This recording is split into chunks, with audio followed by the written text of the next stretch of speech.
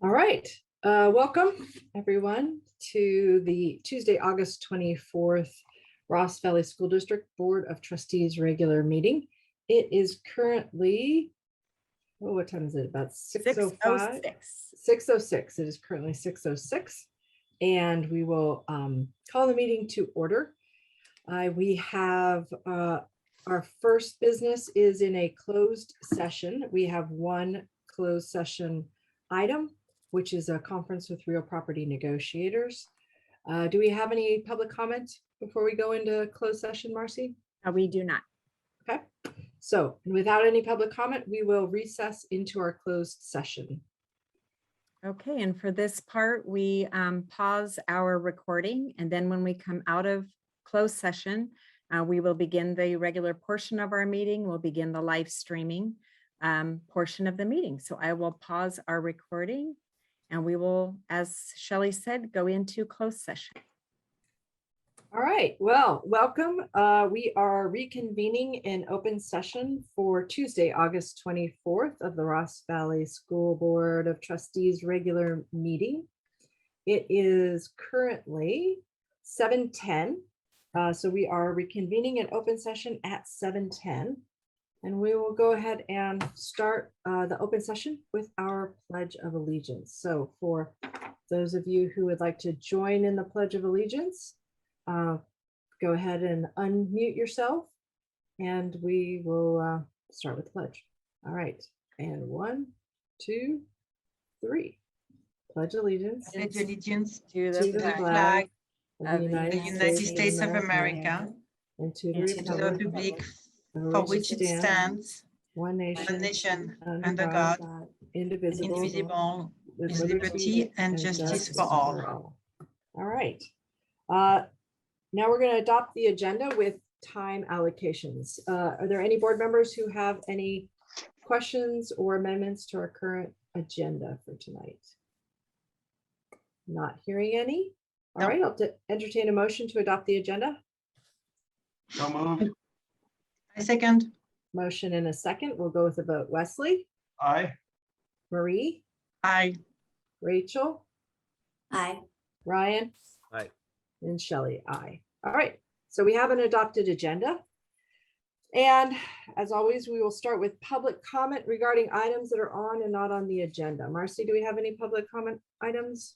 And we do have two. One we came in too late to put up for the last board meeting, and then the other one came in today. And Great. so those are both posted there for you, and I believe you've all read them. Yeah, Sounds great. good. Thank you. Okay. And board announcements. Does anyone in the board have any announcements about anything that's happening related to school district matters or? Nope. Okay. And correspondence or communication to the board? No, Just we general have- communications? We have not received any since our last board meeting. Okay. And there is nothing to report out from our closed session. It was just a discussion item. So there's no report out from the closed session, which means that we can move right on into presentation and action items. So let's go ahead and move forward with our first presentation, which is an update regarding the school's full return. All right, thank you so much. And Julia, do you want to share your screen? Yes, Wonderful. I'm working on it. Okay.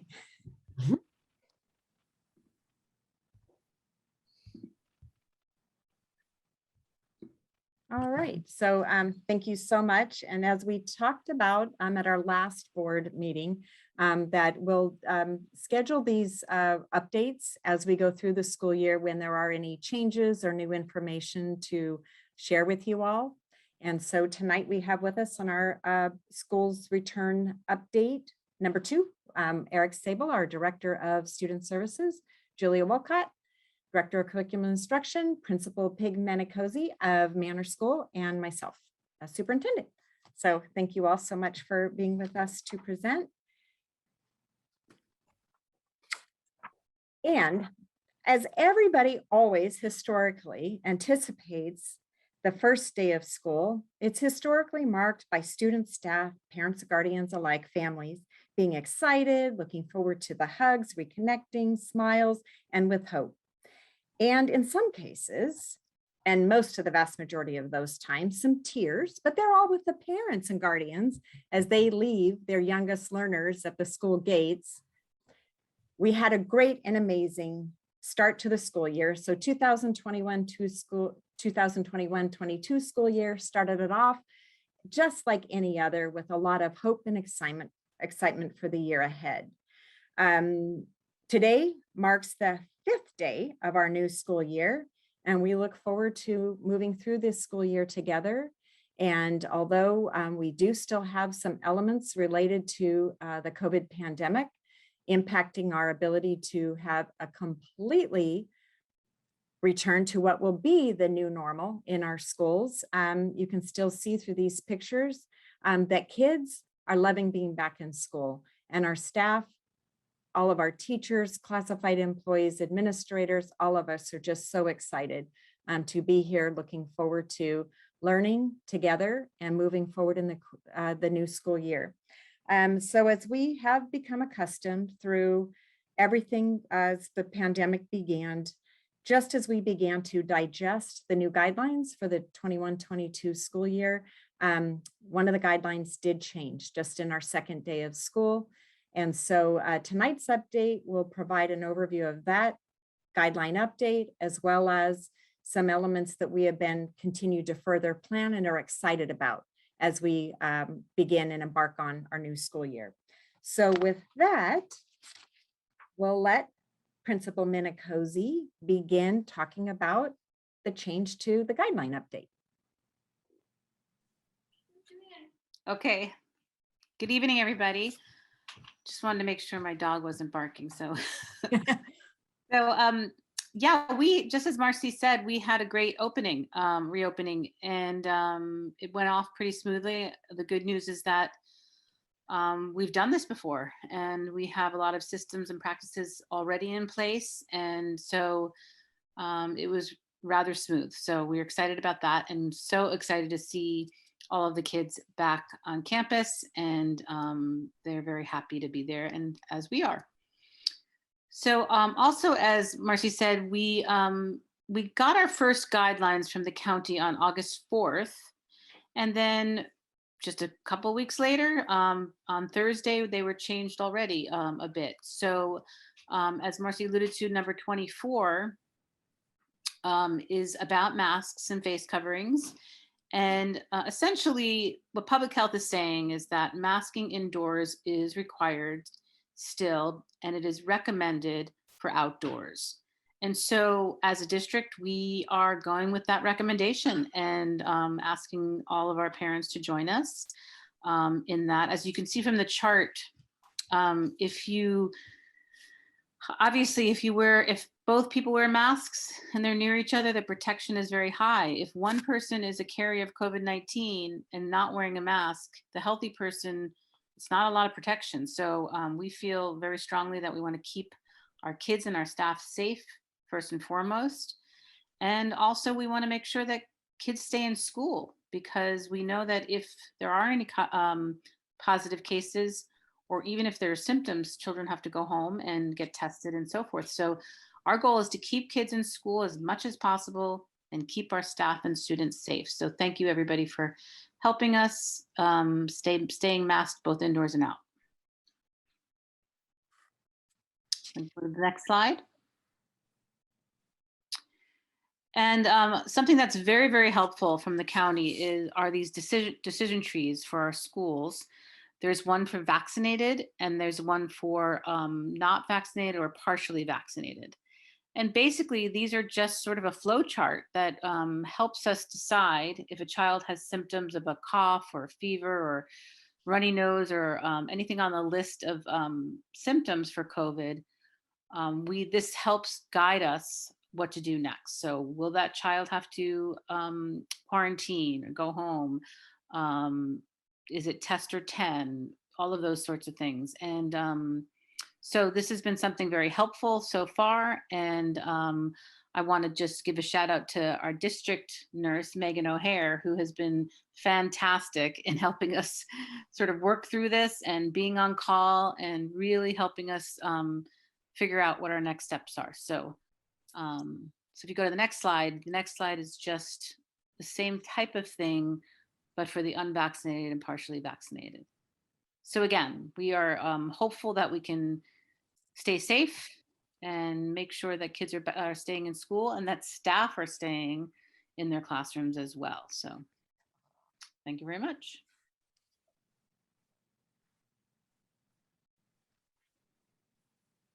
All right, and Eric, are you taking this? Yeah, there you are. Great. Okay, good evening, and congratulations to everyone on 5 wonderful, successful days to start the school year. Truly magical to be out at sites on day 1. What a difference a year makes. The result of true teamwork across all layers of our community. So lots of information that continues to be vetted and shared through state and county health officials. The travel quarantine guidance, just recently updated, gives us very clear directives on unvaccinated individuals and them needing to be tested for COVID-19 5 days after domestic or international travel. More resources linked there. May attend school for in-person instruction if they're asymptomatic, and should quarantine from extracurricular activities at school, including sports and activities with the community setting during that period of time. Vaccinated persons should get tested 3 to 5 days after return from international travel and monitor for symptoms for 14 days. And in the event of exposure to COVID-19, vaccinated and unvaccinated persons should be tested 3 to 5 days after exposure. And again, a lot more resources about testing at Marin Health and Human Services COVID-19 testing page. And one thing I think most people know, but if they don't, more information will come out about it. But there's even testing kits that you can find at CVS to be able to take a COVID test at home, along with offered from your medical provider. So many different options to get tested.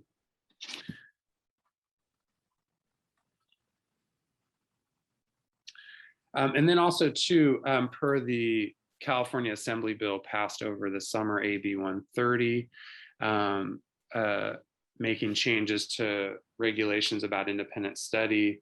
We've already talked about our MOU with Novato Unified, where families interested in having their students participate in independent study can enroll with Novato Unified to participate in their independent study program. We really want to celebrate and give our thanks to them for being the district that, frankly, most of the public districts in Marin are depending on for that service. But this is a little bit different because typical independent study will come up in situations where, say, there's an unforeseen situation that I should say there might be an unavoidable travel situation, a family matter, or something that where kids are going to miss 5 days or more of school. And so there's very clear guidelines in our board policy about needing advance notice, our staff preparing a packet of material or very clear lesson plans to hand off to the student, the parent signing off on a master agreement. And then at the end of the process, they turn that work in. And then if they've done it successfully, we're able to claim ADA for that student during the time of absence. But now we're in a situation where from one day to the next, there might be an exposure and we may have a student that's in quarantine. So we don't get the luxury of having advance notice. So we are able to offer independent study to students that need to be quarantined. And as we know, it's happened a bit already in our community in Marin Extended, where there might be a family member that's COVID positive or a child has been exposed and they've had to quarantine. But if they're feeling okay and well enough to do schoolwork, we want to support them. So what we're doing is working on a different process by which we can offer these students independent study if they're well enough to do the work for the duration of their quarantine. Of course, if the student is ill and not able to do schoolwork, we're interested in their well-being. We don't want them stressing over schoolwork, but we feel that if they are well enough to do schoolwork, it's good for them. They can stay connected to their peers in the classroom. And also it's great for us as a district and community because we get to claim ADA for those student days missed. So the short-term independent study is again distinct from the program that we're partnering with Novato and offering independent study for more than 15 school days in a school year. And these short-term independent study programs are not required to provide opportunities for live interaction and synchronous instruction. Again, it's a bit more organic. It's not to say that there's not an opportunity for a student to connect with a teacher, but it's also not something required. Have a plan for tiered re-engagement, as was very clearly laid out last year when we would see students struggling to maintain connection to the Zoom during our virtual learning academy or hybrid school. And then that requirement to swiftly transition between in-person instruction to in-person instruction upon request. So it's just a little bit more leeway for us to be able to get together a plan. And even if a kid is out for 10 days, 14 days, that school team has time to, feed them material throughout those the days of absence. And again, the law does require that those signed master agreements be in place. The master contract that's basically affirming that the child will do the schoolwork. That's how we get to, when the auditors come, claim the ADA for that child having participated in the school day. Thank you. And if I can just add to that, this short-term independent study option is something that the state has changed the independent study requirements to do, since they're no longer allowing a virtual learning opportunity. We don't have as the option like we did last year to room and Zoom. And so this is the support provided whenever students do need to be out of school, which is why we do hope and we ask that all families are really careful about not sending their child to school when they're sick. Because if they do have to wait for a test result or something like that, it could impact their ability to be in school, and also for the potential for positive transmission in school, meaning that it may not just be one student who needs to be out of school, but it also may be a whole class that has to go into quarantine. And so we really want to encourage all of our families to continue to follow all of the requirements and recommendations as set forth by public health, and to keep our schools open, to keep our students in school, because we do know, as we experienced last school year, is that nothing replaces that face-to-face interaction and instructional work with a classroom teacher. And so this is an option that will help, of course, support our students in the inevitability that they do end up sick or need to quarantine. So thank you, Eric, for explaining all of that.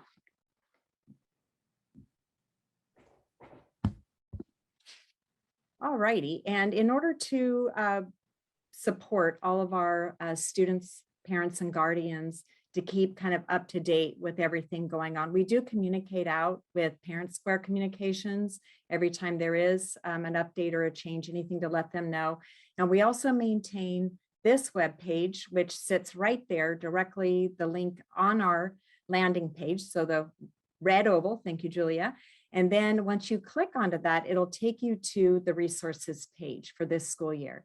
And so that page itself will continue to be maintained just with the change in the guideline, the decision trees.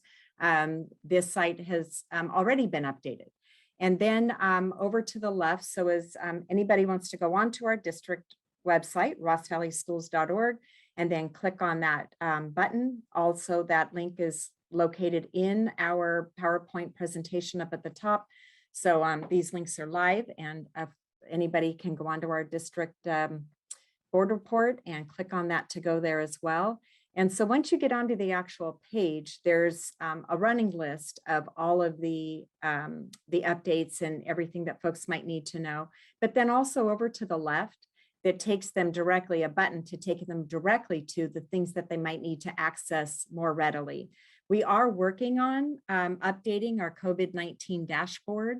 We do have to make revisions to it. So that is where we maintain information related to any type of in-school exposure or positive case. And we do have to make changes to it from last year because not all of the same scenarios are in place this year. So Teresa, thank you so much, Machado, who's here with us at our district office. She is in the process of making changes to that dashboard. As soon as it is live, we will then, as we've done, communicate out with our staff and parent community. And so what we'll be doing is we don't note there on our dashboard any information about any particular individual. So there's no identifying information. But what we do have is all the schools listed, and where there has been an exposure or a positive case, the date of that will be noted. And just like last year, if there happened to be 2 of exposures, for example, on the same date, then in parentheses after the date, there will be the number listed there for them. And there's a whole background and information that'll be maintained.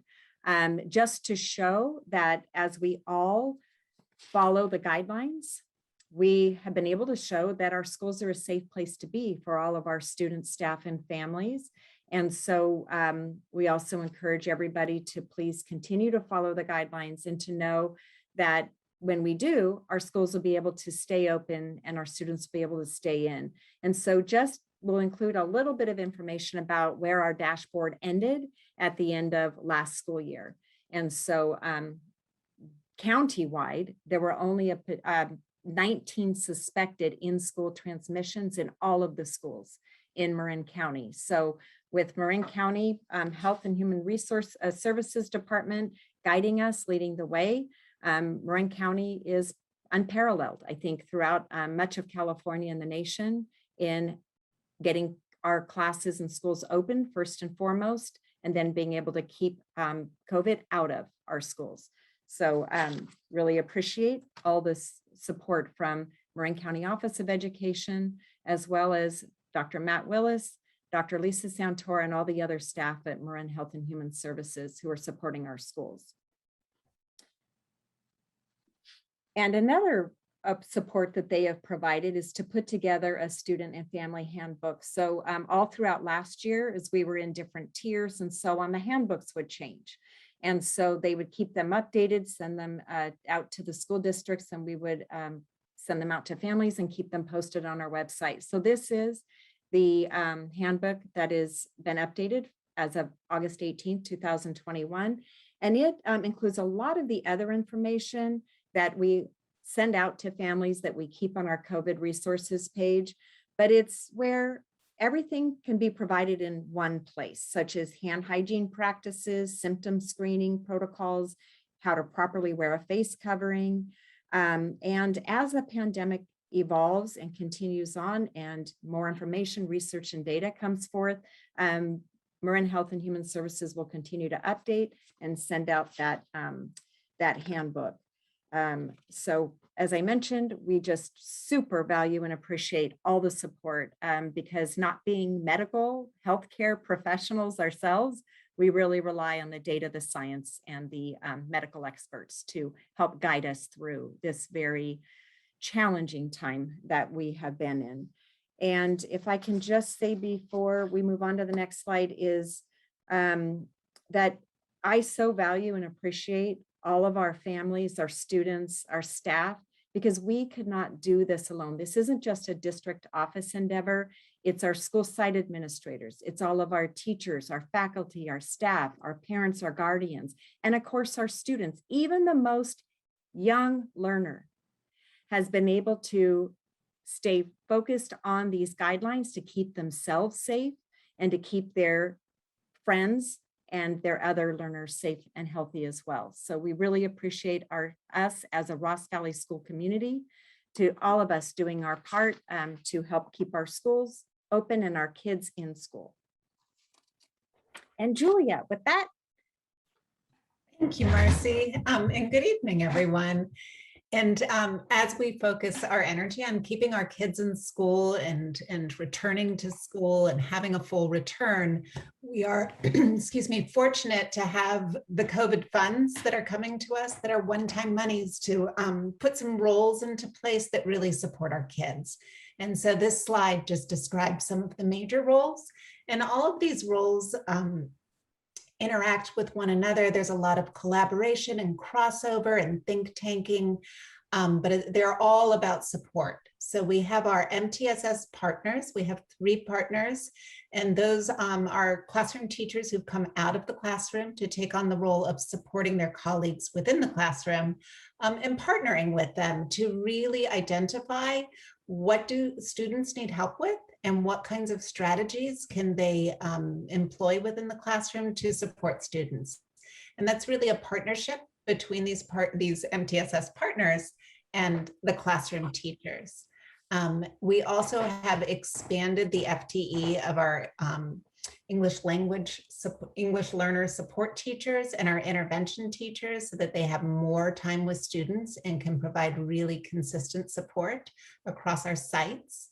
And we have these partners. We have our wellness partner who is working to support staff and students and families, understanding that this has been a time where we've all become so aware of the importance of everyone's social emotional well-being. And then also our special education inclusion partner, which is a brand new role. And I'm going to let Eric describe that role a little bit later this evening. And then we also have guest support teachers, and these are substitute teachers that are supporting our sites, 2 per site, and they are pitching in all over the place. But one of the wonderful things about having them there is that they can release teachers so that teachers can collaborate and partner with these other MTSS, which is multi-tiered system of supports personnel. And everyone can come together, work together, plan together, and determine, what is needed to support individual kids, groups of kids as we move forward, and especially focusing on those kids who faced greater challenges during the pandemic and are more in need of support. So we're really excited to start to see these programs falling into place. And I think we're off to a really strong start this year. Thank you. And to add just to what Julia talked about, these COVID-funded programs and supports, those are what we like to call categorical funded. It means they have a very specific, specified, and time-bound purpose. And so as we'll talk about later when we, as Julia mentioned, talking about another agenda item, which is our special education inclusion partner, I'll just give a little bit more background there. But these funds are to be expended for the purpose that the state and the federal governments have specified. And also they are time bound, which means that the, in some case, these ELO, extended learning opportunities funds, those are the first to expire by August 30th, 2022. So some of the other funding can be spent through to 2024. And I'll just go over a little bit about more about that later in that agenda item. But just to know that we are very thankful that the state has provided and the federal government has provided all of the schools additional funding to help us through this time in the pandemic. And these positions, as Julia mentioned, are going to be absolutely critical to our supporting all of our learners, staff, and families as well. So can get through this together. All right, any questions or comments?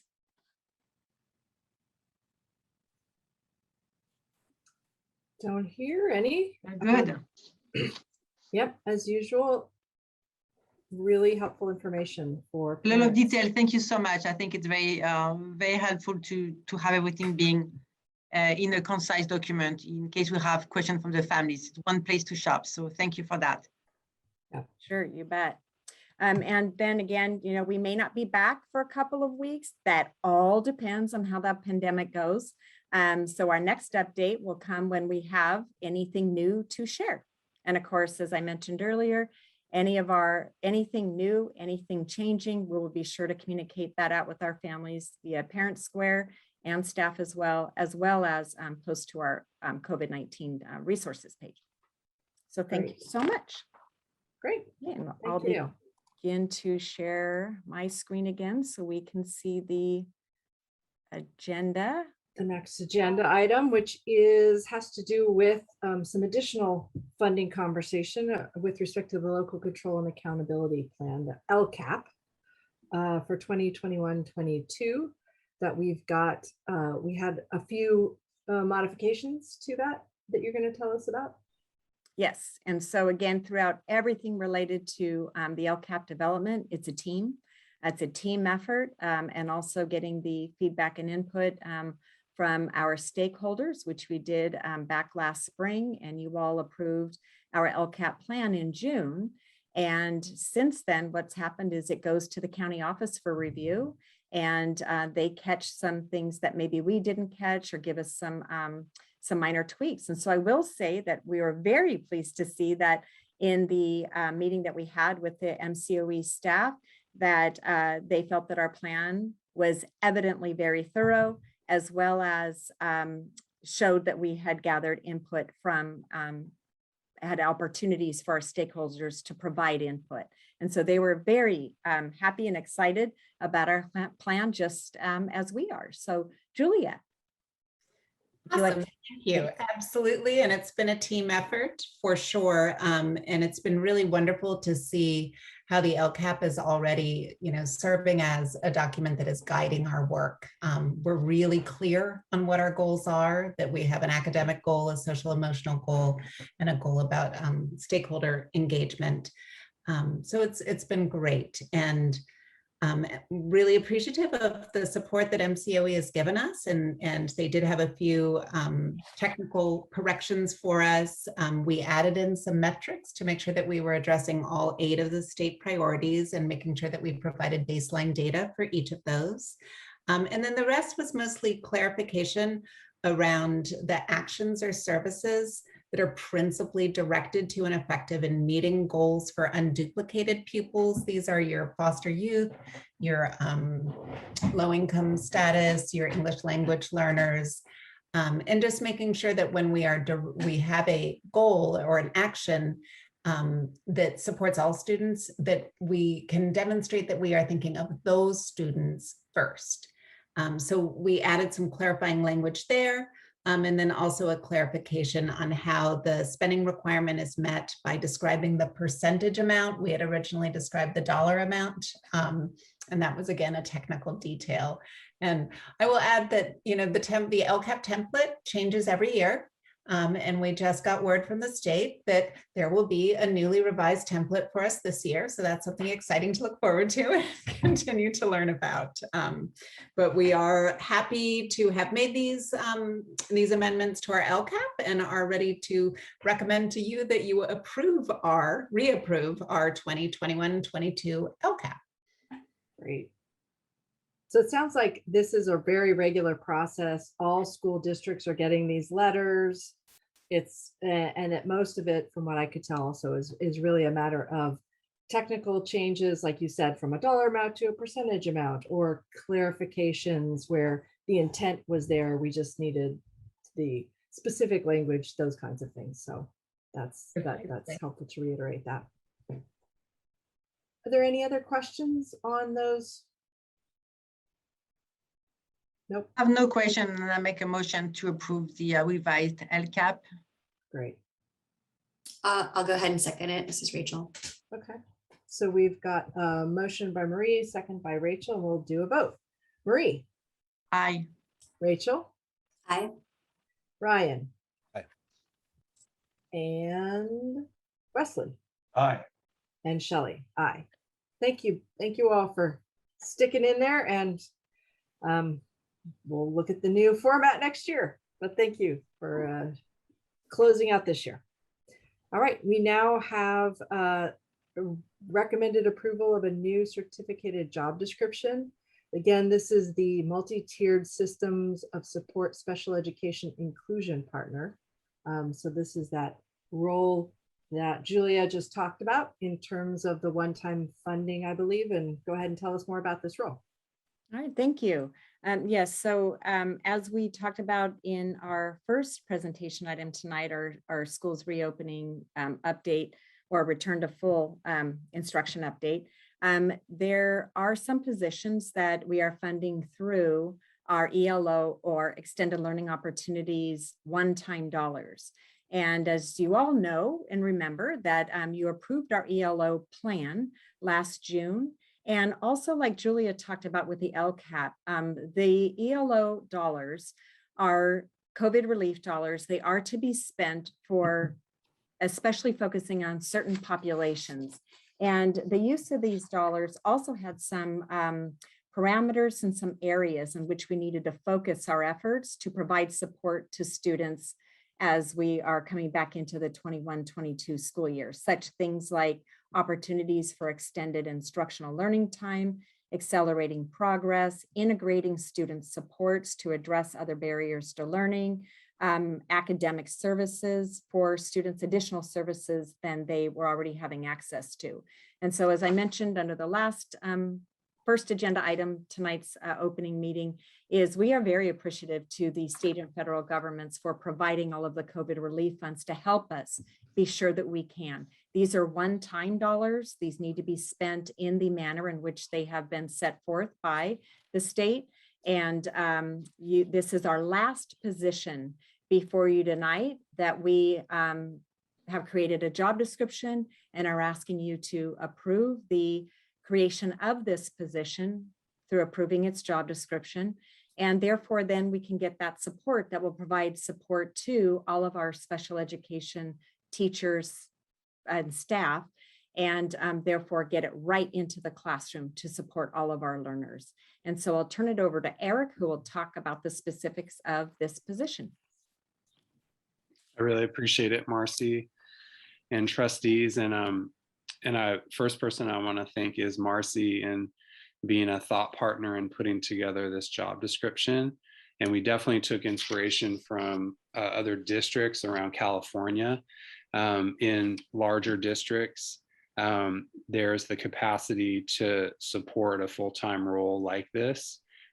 This isn't proposed as full-time, but when we're talking about the opportunity to leverage these ELO resources to build capacity across our organization, meaning the adults' efficacy and cohesion when it comes to implementing a program systematically and with fidelity across our 5 schools. Our MTSS partners are an incredible investment that will have a long-lasting ripple effect on the culture of learning and professionalism in our district.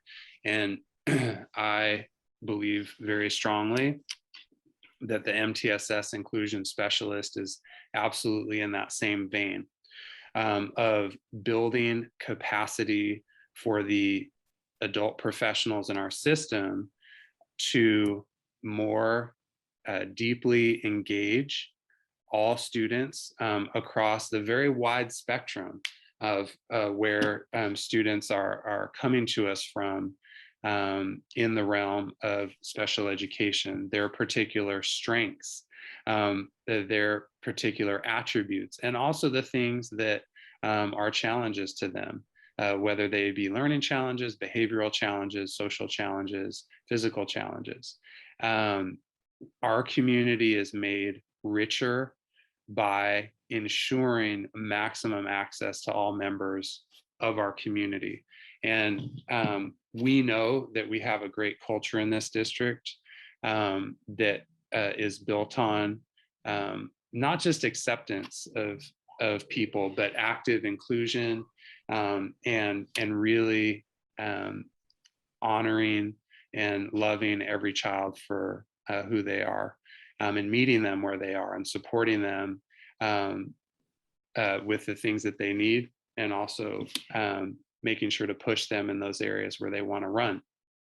So the purpose of this role is to engage with a professional thought leader, if you will, who is going to work in a coaching capacity with our faculty to look at teaching practices that again provide that universal access for all students, but that specifically address the needs of students that often in the past would get them sent to another classroom, or get them sent up to the principal's office, or get them sat outside on a bench, or just as negative, have them quiet down and disappear and get lost in the mix.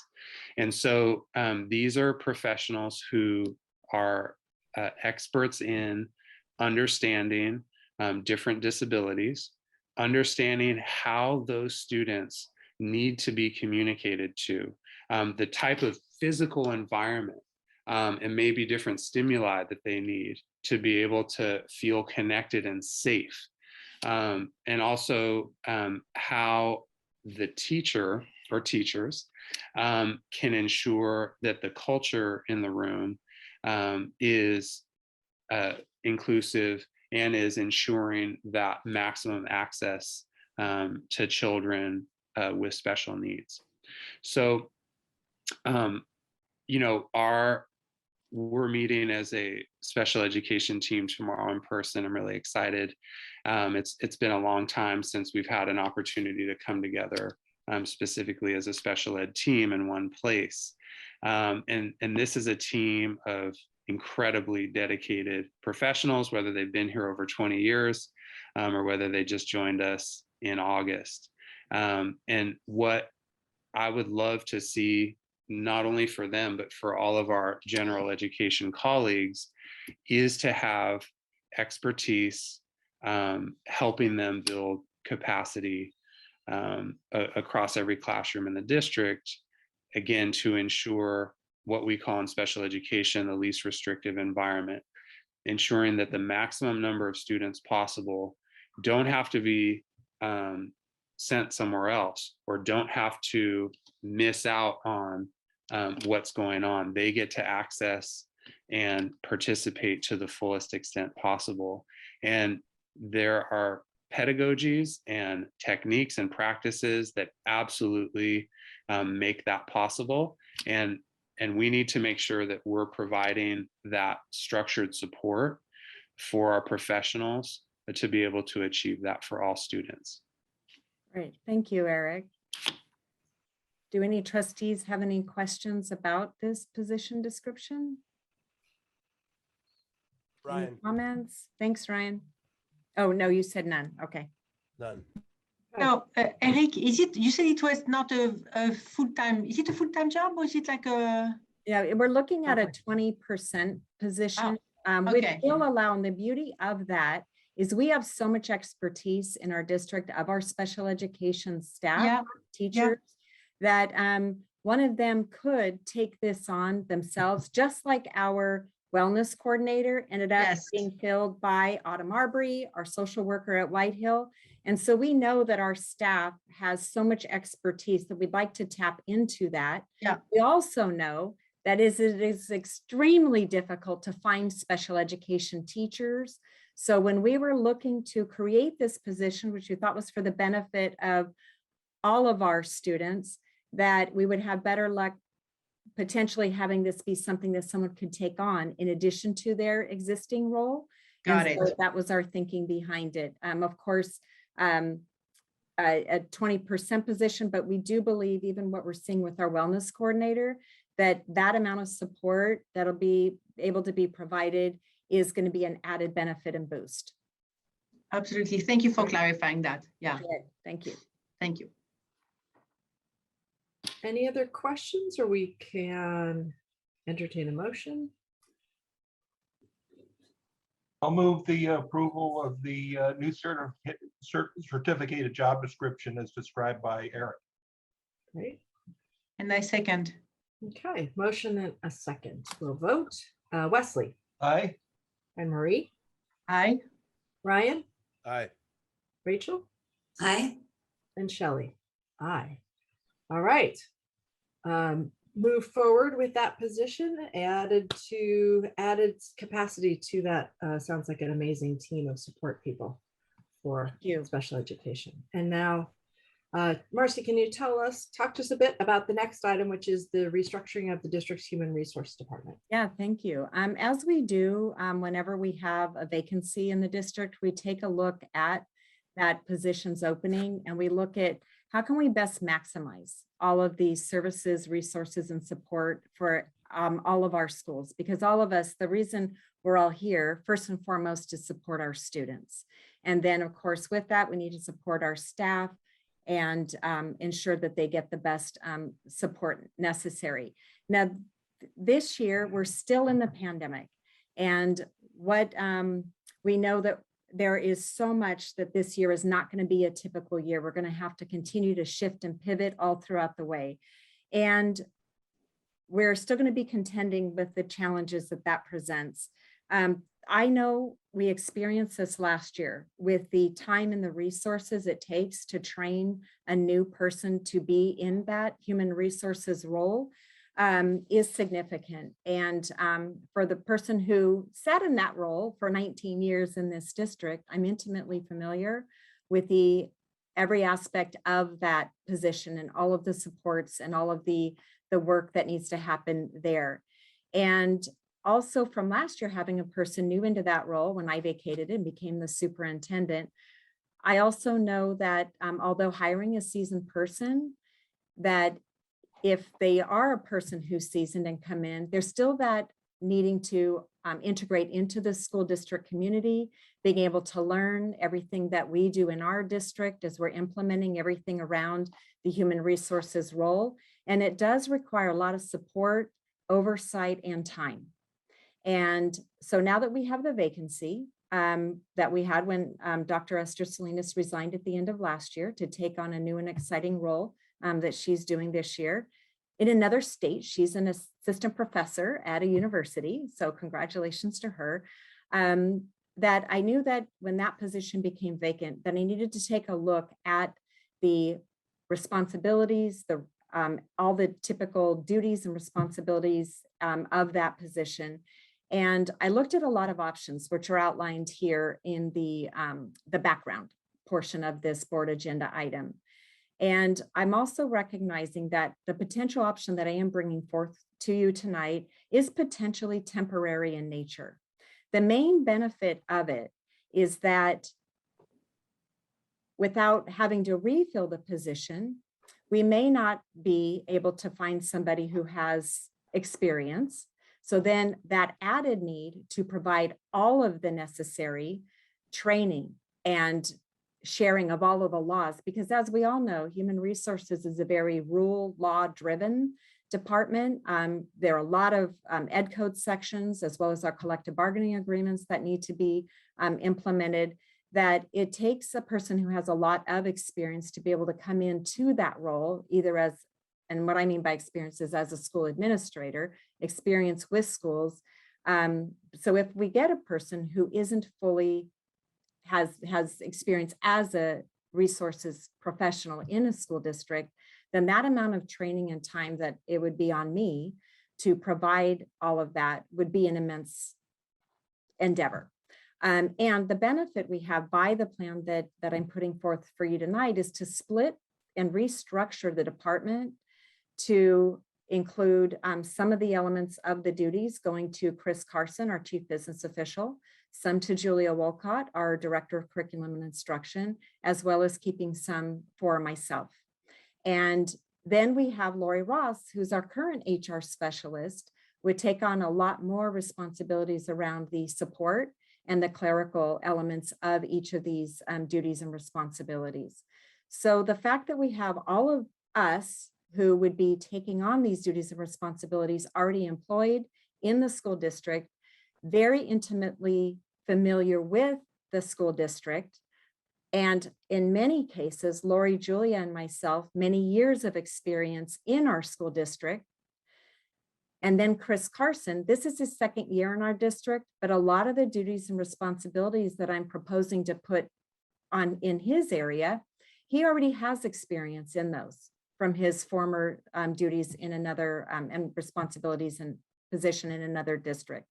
So each of us are familiar with the district, the elements of these duties. So that level of support and training that I would be responsible for is going to be greatly reduced or minimized. Of course, it's going to take a lot of collaboration, a lot of communication. And we also know that our employees, our staff, are going to have some adjustments too.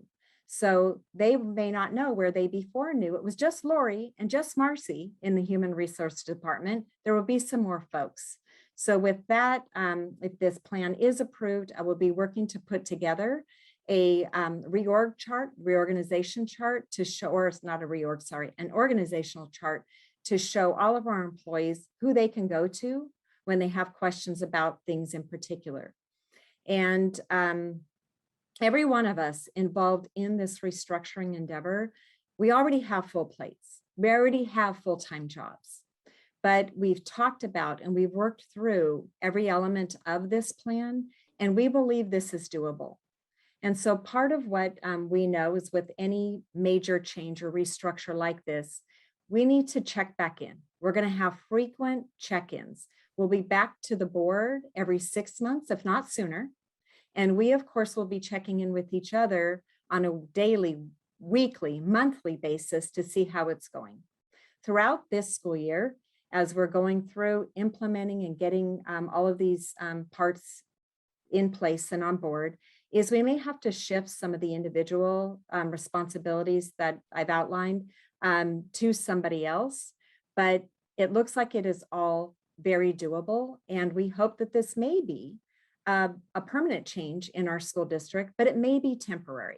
It may be only something that we can do and we realize partway through the year that we have to unpack it, that we have to take a look at either going back to the old model or continuing on with a potentially new model here, but to best serve our district. Because again, the human resources position is one of the most critical positions in a school district, because we need to be sure that we have all of our positions filled.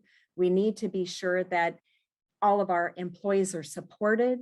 We need to be sure that we implement all of the laws, all of our collective bargaining agreements with fidelity, so that we keep this district fiscally sound. And so one of the most difficult parts related to taking a look at this position at this time is that just like last school year, and the pandemic has exacerbated our ability to get all of our positions filled. So we know we're in a teacher shortage. That was in place before the pandemic. The pandemic has certainly exacerbated it.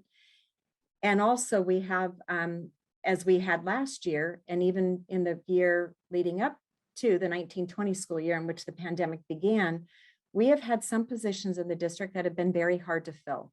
And so that will be and always is a main priority of the Human Resources Department. But also what this restructuring does is it allows us to keep our arrows aligned.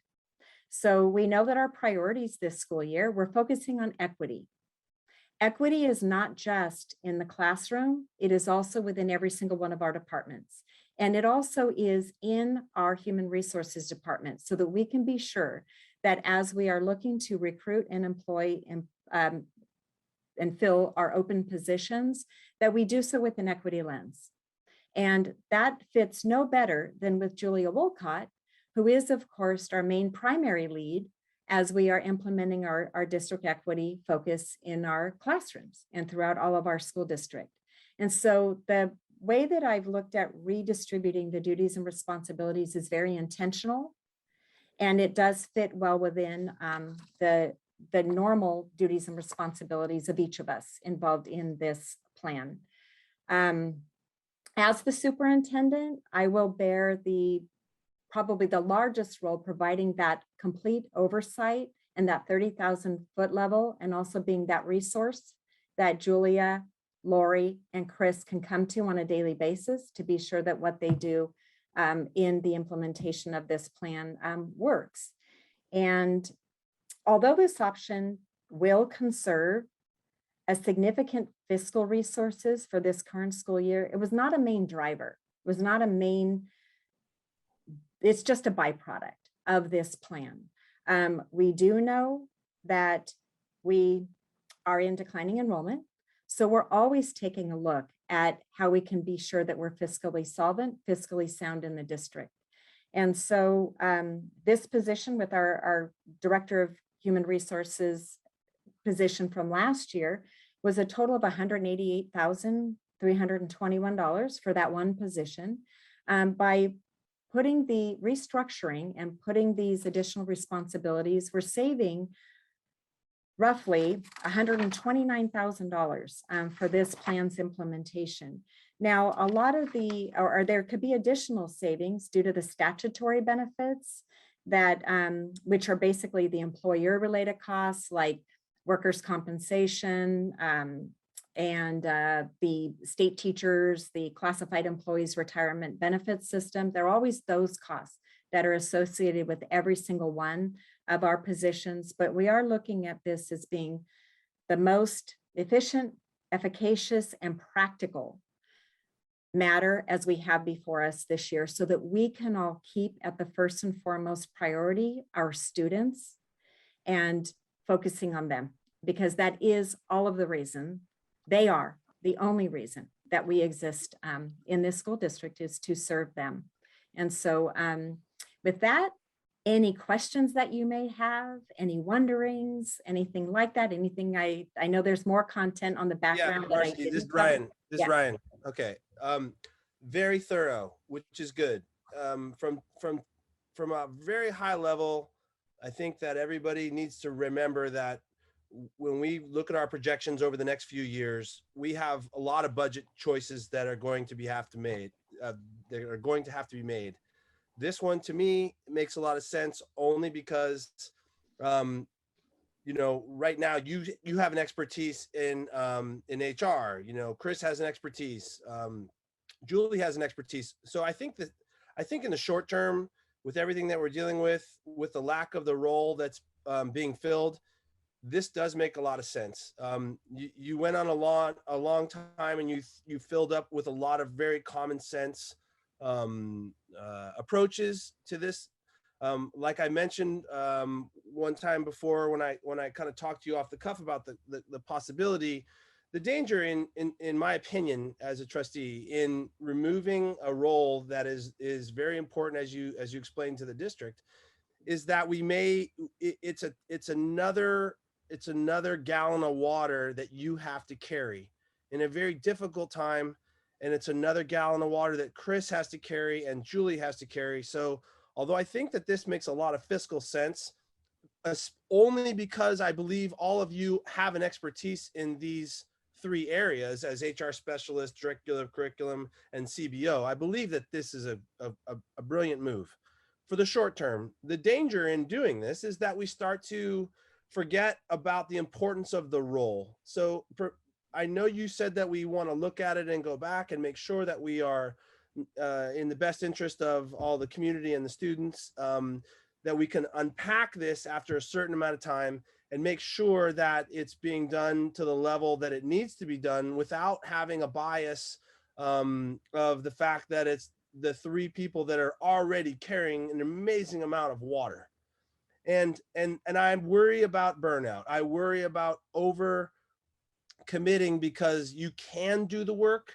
And so although I think this is a brilliant plan for the short term, I want to make sure that we are revisiting and upgrading how we feel about this as a board and with public input to make sure that we are not shortcoming we're not coming up with a shortcoming in any of the avenues that really need this paid position. So I think it's a great short-term move, my own opinion, but I am worried about long-term burnout because you three are very crucial to your roles, and there's a reason that this has a role on its own. Thank you, and noted. Anyone else, Marie? Marcy, Marcy, it's Wesley. There are some unfilled positions within the district, as you've described in your presentation. Is there any connection between those unfilled positions and the fact that there is no dedicated director of human resources? No, there is not. Just explain that Yeah. for people Yeah, so who might be curious about that. we have our places that we advertise for all of our positions. And we also have our outreach out to universities, other college programs to see if there might be any students. Our principals reach out to their school communities to see if there are any folks. So the filling of the positions is a concerted effort.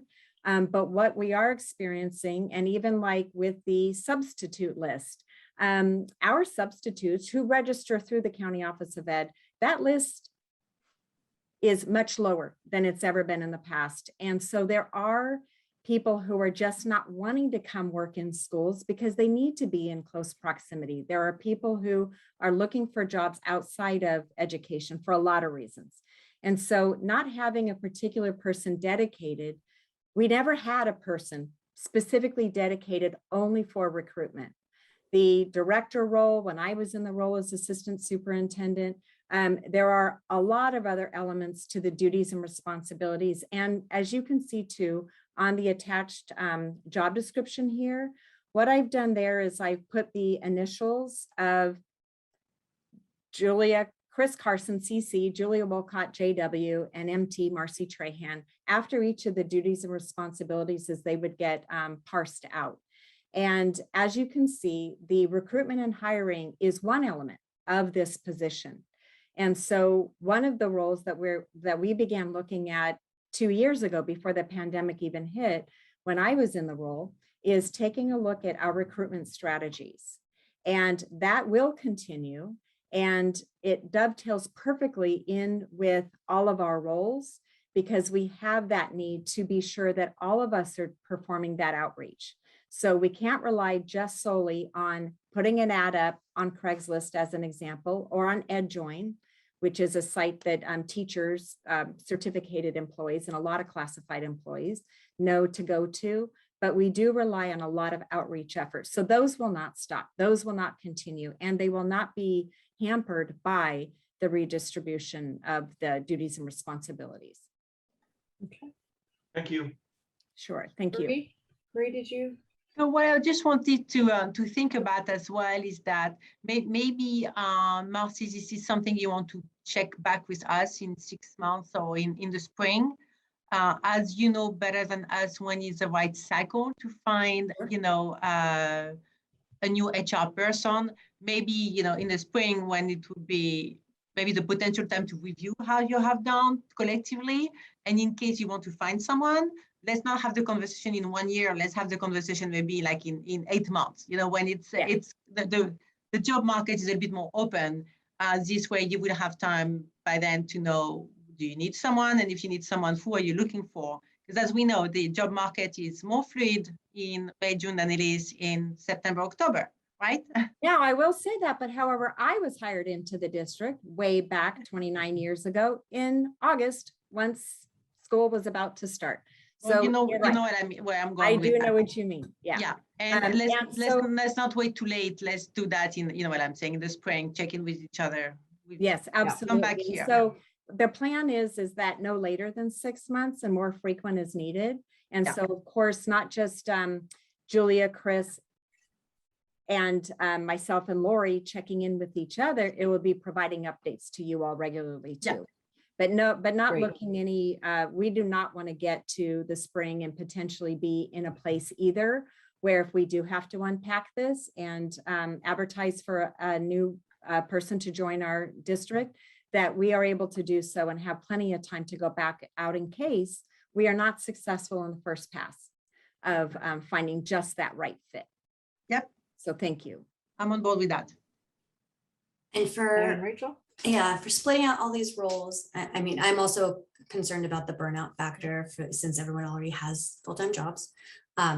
So I'm assuming there's buy-in from all these individuals. Yes, absolutely. We've been Okay. talking, and a lot of the elements of this, just by the nature of needing to get the school year up and running, has already begun and has already started. So in that conversations, as we've been working to get the school year up and started, and we've now entered into it, we're checking in, and each of us believes this is doable. And this is at the same time where all of these new duties and responsibilities for Chris, Julia, and Lori, they've been able to learn them while they're going. And the beginning of the year is the busiest time of the school year. And so if we feel that this is doable at this time, we believe that as the school year progresses, it will continue to be so. But that's why we're building in those checkpoints along the way, because as you and Ryan have said, is that none of us can get burned out, because we can't do all the critical components of the other aspects of our jobs. This cannot take priority over everything else. We have to keep everything as a priority. And so we do believe it's doable, but that's why we're ready to continue to revisit it and unpack it as needed. And the only thing that I have to add, I appreciate all of my colleagues' comments, is that it feels like you've got some good checks and balances and some good buffers. So you've got the time buffer of checking in every 6 months. We've got some budget buffer because you haven't reallocated 100% of the funding from the position. So that is maybe in 6 months, it's not that we have to rehire a whole HR person. We just need added capacity. So we've got some buffer there. So I appreciate that you've built in, you've thought through a whole lot of different scenarios, that it's dovetailing with your variety of expertise that you already have. So again, yes, it's adding on top of it, but you've thoughtfully dovetailed with your areas of expertise, as you explained, like with Julia and her area of responsibility with the equity work. That's going to be the role that she'll play in it. So, and again, don't want anybody to leave, but it really is also contingent on the fact that we've got an awesome staff who have this expertise, and that, that's something we'll also have to watch closely as we go forward. So I think, could you tell us what you're proposing tonight is that we approve the job description that's attached to this? Could you just be real specific about what we need to? Yeah, so what you're approving tonight is the plan to move forward. Okay. And the job description that's attached is only there to show how the division of responsibilities will be implemented.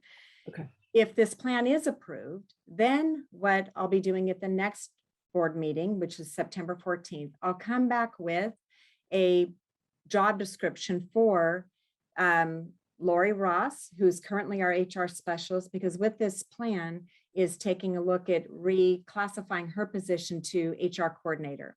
So there'll be a new job description for her, a new salary schedule for that HR coordinator position. There will also be a new salary schedule for Julia's position as curriculum and instruction coordinator. And because this is just right now a temporary move, Lori's part, let me just say, would be a permanent move. There are many districts have an HR coordinator, so that role would absolutely be permanent. Lori has been in her role for a very long time, and she's very capable of taking on these extra support areas to support, whether it's the way that it goes forward as planned tonight, or we do unpack it and we put together a different model. Lori's part would stay the same. So that would be a change to the job description and to the salary schedule. For Julia's position, Director of Curriculum and Instruction, next week or next board meeting would be a salary schedule reconfiguration. If this does become permanent, then I'll follow up at a future date for next school year as an example to make a revision to that job description. But right now we're in the temporary mode. And then for Chief Business Official Chris Carson, I will bring back a revised contract. And he is senior management, so he has a contract that the board approves, just much like the superintendent. And we will also be bringing back my contract as well. And so that's what we will have set forth for the September 14th board meeting, are those elements. So tonight, if you approve this plan, then I will move forward with making all of those changes to bring back the job description and salary schedules contracts at the next board meeting. Thank you for that clarification. Thank you. So we would be approving this plan. Okay, if we choose to move forward. Any other questions or discussions? I have a comment. This is Ryan. Yeah. Mhm. I think it's thorough enough for the short term. I'd like to just add the caveat that should any one of the people that was involved in taking on additional responsibilities for whatever reason we're no longer in that position, that it would automatically refer back to the board for a review. So that if for some reason any one of the people that is taking on extra responsibility was no longer in their job for whatever reason, that it would just automatically bring it back to us for, so that it would just, I'd like to add that to this process. Absolutely. And I sure hope that Julie and Chris do not resign during No. the school year. No, I'm just being thorough, just being Or thorough. Lori, At the end of yeah. the day, Yeah. it shouldn't be weighing on someone else to have to pick up that new job and Oh, and it should absolutely. come back to us immediately. That's all I'm saying. Yes, Yeah. I hear you. Thank you. Thanks for that clarification, Ryan. Any And other? also in like a pandemic, it'd be nice if somebody like got ill or had a family member they needed to care for, that like there's a fallout plan if something goes wrong for somebody. Right. Good point. Thanks for bringing that up, Ryan. It's a good idea. All right. With Any that, other? I'd like to move approval. This- Okay. Unless anybody else has anything to add. And Marie, I'm going to second that. All right. So we have a motion and a second to move forward with this plan, knowing that at our next board meeting, Marcy will bring back the specifics related to each of the reorganized roles and responsibilities. And we can go forward with the vote. Ryan, Aye. Bree, Aye. Wesley, Aye. Shelley, I, and Rachel. Aye. Well, All right. thank you all so very Thank much. you. Really appreciate you. it. Thank you. All right. We have our final presentation and action item, which is a recommended approval of resolution 02-21-22 and resolution 03-21-22, which are both certificated local assignment authorizations. Thank you. And so this item before us tonight is around the credentialing, and because White Hill's block schedule, if White Hill schedule were that every sixth grade teacher were to see their students every single day, then we wouldn't be here tonight. Because White Hill's sixth grade program is cored, meaning the teachers teach 2 content areas to the same group of kids. We're not in a self-contained classroom. We do utilize or allow teachers who have multiple subject credentials to be in these positions.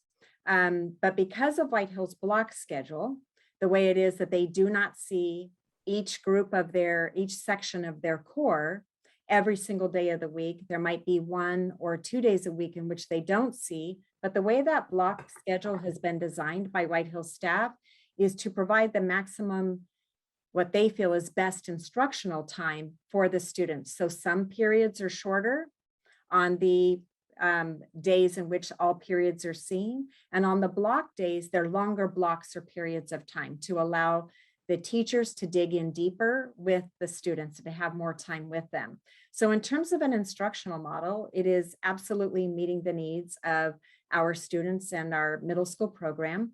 But in terms of credentialing, because of that block schedule, when a teacher has a multiple subject credential, we need to be sure that we have plans in place. And there are a number of education code sections that allow for what we call local assignment options.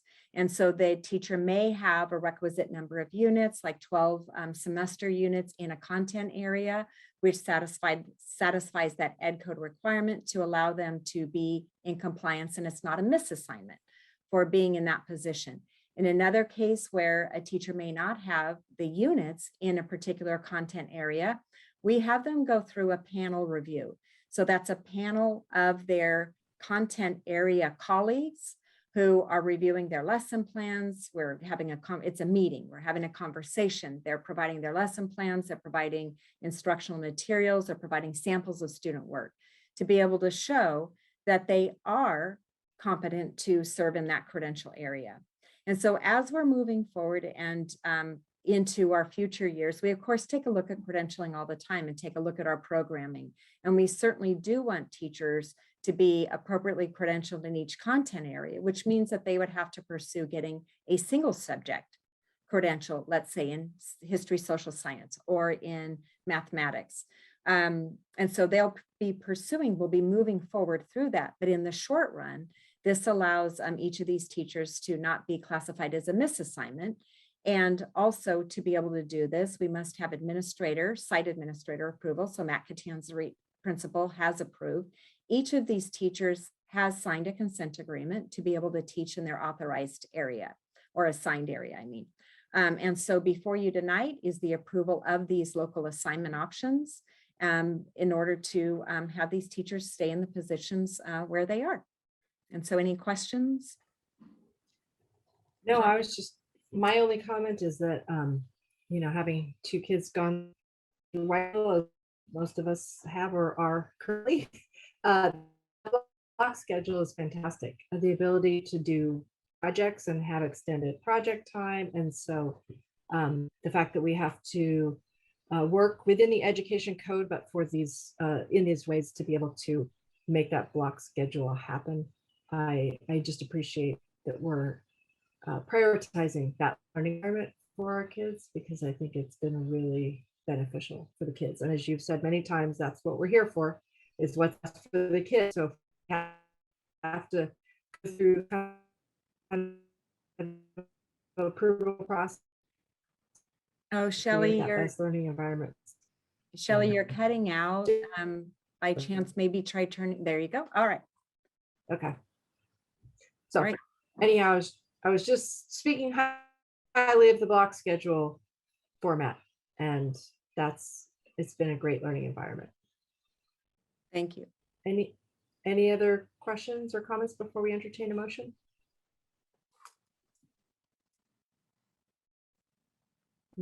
Hearing none. Any motion? I'll move approval of resolution 22122 and 32122. Second, Ryan. All right, motion in a second. We'll do a vote. Wesley? Aye. Brian? Aye. Marie? Aye. Marie? Aye. Rachel? Aye. And Shelley, aye. All right. All Thank right. you very much. If I'm having more audio problems, just let me know. My internet's been a little strange today. Sure. We're okay. So now we're on to consent actions. We have 3 consent actions. Before we do a consent motion, a comprehensive consent motion, is there anyone who has any clarification questions or any reason to amend or pull anything? No. I had one clarification question, Marcy. Yes. This tonight, item number 2 is the memorandum with the Nevada Unified School District. Every time a student utilizes that interdistrict transfer, that specific interdistrict transfer will also come before us, correct? No, that is not true. What our district and the way that we implement interdistrict transfers is whenever we enter into a master agreement with another school district, then that does go to the board for approval. But individual student requests do come to the district office, and I approve or deny those. Our district, we don't ever deny students to leave our school district. We do require approval to come into our school district. So all of our families who are looking at this independent study option or have accessed it, have been approved. Now, the reason that Novato wanted to do a memorandum of understanding, a master agreement, is because of their capacity to serve students with special education needs. As I mentioned in an earlier item tonight, finding special education teachers is very difficult. So if the number of students in our district or even throughout the county who are participating in their independent study program would cause a difficulty for them to provide services to their own students, what this master agreement does is we would serve the students who participate in that independent study to meet their IEP goals. Novato will provide the virtual independent study program for our independent study students who are participating in that model, but we would provide the special education services. So by approving this master agreement, then our students can attend Novato's independent study program this year. And we have talked as a team, Eric Sable, Director of Student Services, to be able to be sure that, yes, if we have any of our students who receive special education services, we would be able to provide that support for them. Great, great. Thanks for that clarification. That actually adds even more security and clarity for families who need this, that they don't have to wait for a board meeting and that there's not, that they can get approved swiftly as needed, given our current COVID situation. So thanks for that. Okay. So for families who wanted to maintain like staying at home and doing education from home rather than being in a school environment, would those extra services be provided like with that concept in mind, so they wouldn't have to go to a school site to get those services? Yeah, and some may be able to go to the school site, because part of the independent study program as part of AB 130 is on-site as well as remote learning opportunities. And so we would be providing those two for our any students with IEPs. Eric, did you have any clarifications you wanted to add there? I think it just depends on the situation. I mean, we feel strongly that in-person services are more effective, but depending on the child, depending on the particular interest that the family has in pursuing this, we'd of course work with them. Some might live a stone's throw from their school campus, and providing in-person special education support makes sense. However, if the family was maybe more interested in pursuing IS for health safety reasons and virtual services were necessary, well, we've learned how to do that over the last year and a half, so we could provide those as well. So it'll be a family by family conversation. All right. Thank you. Thanks for that clarification. All right, unless there's any other clarification questions, we can do a single consent action motion like we always do. Anyone would care? All right, I'll make a motion to approve the consent agenda. I'll second. All right, we'll go ahead and vote. Shelley, aye. Wesley? Aye. Ryan? Aye. Marie? Aye. And Rachel? Aye. Okay. Consent is moved. And on to board business, committee updates and reports from trustees. Are there any committee updates? I know Marie, anything from JLAC or? No, the next meeting is in September 8th, so that's starting. We're a little bit in the summer quiet time now. I've been forwarding whatever I could receive from JLAC by email, but just no meetings yet. Okay. Yep. Rachel, no meetings yet coming up in September. I know it's the beginning of the school year, so there might not be very many. And Wesley or Ryan, any other updates? Okay. No update from Wesley. All right. And only upcoming meeting, one upcoming meeting, I know Marcy and or Julia, we've got the parent equity or community equity meeting that's coming up September 22nd, I believe. So again, that's again a committee that's starting up and going again in the fall. So that's my only preview, not really an update. All right. And then we've got approval of meeting minutes for the August 10th meeting. Any edits or anything that anybody caught on those minutes? Otherwise, we can approve them. If anybody wants to motion to do that. I'll make a motion that we approve the meeting minutes for August 10th, 2021. I second. All right, motion and a second. We'll vote. Rachel, Aye. Marie, Aye. Ryan, Aye. Wesley. I'm going to abstain since I couldn't make it. Thank you very much. And Shelley, aye.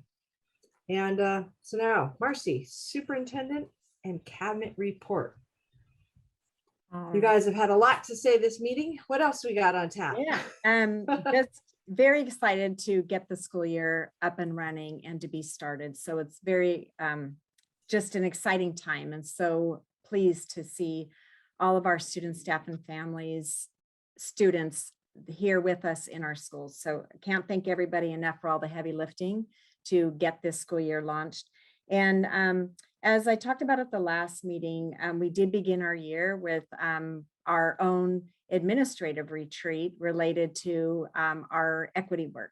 And we were so excited to work with Deborah McKnight this school year and to have her help us get launched. And what we're already seeing the support of Deborah to help us launch our equity work at the school sites. And so each of our principals is developing their site professional development plan, and they've already gotten launched with that. And so what we're trying to do this year with our district priorities, and two of them are directly related to everything that you've seen this evening on the board agenda related to equity, as well as our multi-tiered system of support, MTSS plan, is that everything that we're doing gets us as close to and into the classroom. And our equity work in that endeavor is absolutely critical, and it is working. So all of the work that has been done over the summer and through the last school year, just now we're seeing it in action at the school sites and in the classrooms, getting there. And so our professional development day with the teachers was focused on equity as well as social emotional learning. And so those elements are all our focus and our priorities this year. And so we will at an upcoming board meeting provide an update on all of that with our work this year. And I'll let Julia talk now about any updates, because I'm sure she has something to dovetail along with on those lines. Absolutely, yes. And we've been working on our racial equity action plan, and we have two really important groups to bring that to before we finalize the plan for this year. We'll always be a work in progress, but we're going to be bringing that plan to our Delight, our district leadership instructional team of educators, which is our group of teacher leaders in the district that represent all of our sites. And we'll be going through, and we're at the point with our plan right now where we're trying to identify basically the start date to each of the action items. And we worked with Deborah as an administrative team determining which action items we should start at the beginning of the year, basically T1, T2, and T3, if there's anything that's simply ongoing or anything that we need to maybe put on hold, because we do need to make sure that we're not taking on so much that we can't really implement the actions that we think are most critical. And then, of course, we'll be bringing that action plan to our Parent Guardian Equity Task Force for feedback, really important feedback on September 22nd. And hopefully after that, we'll be ready to launch for the year. And we've already gotten going on some of those items in any event because they were already a part of our plan. And I think the only other things today, parents got an email if they have a student in 4th grade through 8th grade, letting them know how to access their CASP scores in the Aries portal. So huge thank you to Sean and his colleague Paula for their work on putting that together. Tomorrow we'll be sending paper copies of 8th grade, last year's 8th graders, their scores home to families. And we're also working on sending paper copies to families who have left the district as well. And then one other thing, our multi-tiered system of support partners.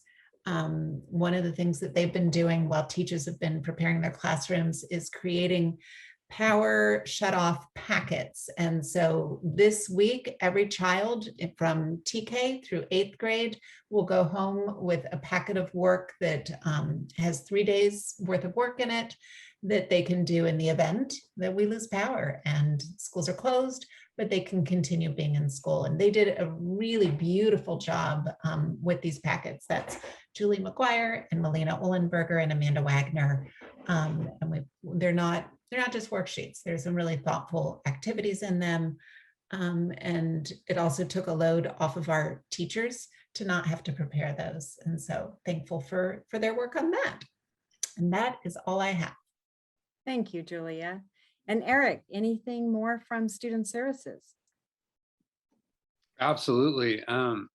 Just in the wellness realm, we're really excited by what my former colleagues at Hall Middle School have been able to organize and offer out to the Southern Marin parent community in the form of a parent ed event with Dr. Christine Carter. And that's going to be next Tuesday night from 6 to 7 p.m. Via Zoom, where Hall Principal Dr. Tony Brown is going to talk with Dr. Carter about raising happy and successful teens.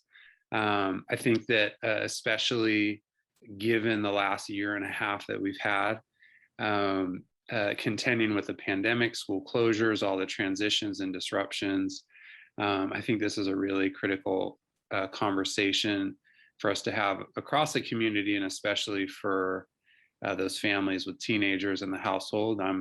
Mine being one of them.